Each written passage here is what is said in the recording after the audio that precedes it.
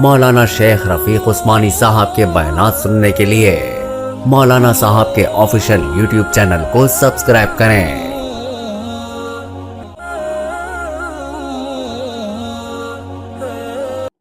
حضرت ایوب علیہ السلام ایک جلیل القدر نبی ہیں۔ اللہ تبارک و تعالیٰ نے انہیں ایک ایسی بیماری میں مبتلا کیا کہ مفسرین نے لکھا ہے کہ 7 سال تک وہ ایک ہی بیماری میں مبتلا رہے، اور بعض مفسرین نے 18 سال لکھا ہے کہ 18 سال تک وہ ایک ہی بیماری میں مبتلا رہے۔ وہ اپنے جسم کو بھی حرکت نہیں کر سکتے تھے، صرف اس کی زبان چلتی تھی اور زبان میں صرف اور صرف اللہ کا شکر ادا ہوتا تھا،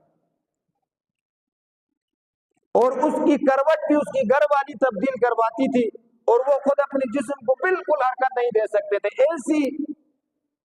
سخت ترین اللہ تبارک و تعالیٰ نے انہیں بیماری میں مبتلا کیا، اور پھر بھی وہ اپنی زبان جو اس کی حرکت کر رہی زبان، تو وہ صرف اور صرف اللہ کے شکر کے لیے حرکت کر رہی ہے۔ ایک مرتبہ شیطان ان کے پاس آیا اور اس بات پر بحث کی کہ آپ کے اوپر جو بیماری آئی ہے یہ اللہ کی طرف سے عذاب ہے آپ کے اوپر، آپ کے گناہوں کی وجہ سے۔ تو حضرت ایوب علیہ السلام نے فرمایا کہ یہ اللہ کی طرف سے عذاب نہیں ہے، یہ اللہ کی طرف سے نعمت ہے اور رحمت ہے۔ عذاب تو اس وقت ہوتی کہ میں اللہ کی ناشکری کرتا، اللہ سے شکوے کرتا کہ میرے اوپر بیماری آئی، اتنے عرصے سے میں بیمار ہوں، میں ٹھیک نہیں ہوا، میں آپ کا نبی تھا پھر بھی آپ نے مجھے میرے اوپر یہ بیماری ڈالی۔ اگر میں شکوے کرتا، میں گلہ کرتا اللہ سے، یا میں کسی اور کے در پہ جاتا اپنی بیماری کو دور کروانے کے لیے، تب تو یہ نعمت نہ ہوتی، تب تو یہ اللہ کا عذاب ہوتا، اللہ کی نافرمانی میں آ جاتی۔ لیکن اس حالت میں بھی انی مسنی الضر وانت ارحم الراحمین، اس بیماری کی حالت میں کہ میرا جسم خود میں حرکت نہیں دے سکتا ہوں سوائے زبان کے، میری کروٹ تبدیل کرنے والی میری گھر والی ہے، اس مشکل وقت میں بھی انی مسنی الضر وانت ارحم الراحمین، کہ میں اپنے رب سے دعا کرتا ہوں، یا اللہ میرے اوپر ایک بیماری آ پہنچی ہے اور تو رحم کرنے والا ہے۔ تو اس مشکل وقت میں بھی اگر میری زبان میں اللہ کا شکر ہے تو پھر یہ اللہ کا عذاب نہیں بلکہ اللہ کی رحمت اور اللہ کی نعمت ہے یہ بیماری۔ تو شیطان کا جو وسوسہ ہے، یہ بچپن میں جو کہا جاتا ہے کہ بچہ جب پیدا ہو تو دائیں کان میں اذان دی جائے اور بائیں کان میں اقامت کی جائے، اس لیے حکم دیا اللہ کا اور اللہ کے رسول نے کہ بچہ پیدا ہوتے ہی شیطان اس سے مس کرتا ہے، اسے آر لگانا شروع کر دیتا ہے، اسے حوصلہ دیتا ہے کہ میں آپ کے ساتھ ہوں، اور اس کے ذہن میں ایک بات بٹھا دیتا ہے کہ آپ تنہا نہیں ہیں۔ لیکن اللہ تبارک و تعالیٰ نے انسانوں کی ہدایت کے لیے جو انبیاء کو بھیجا، ایک نبی ہے جلیل القدر نبی کے اوپر ایک ایسی بیماری میں مبتلا کیا کہ 18 سال تک وہ ایک ہی بیماری میں مبتلا رہے۔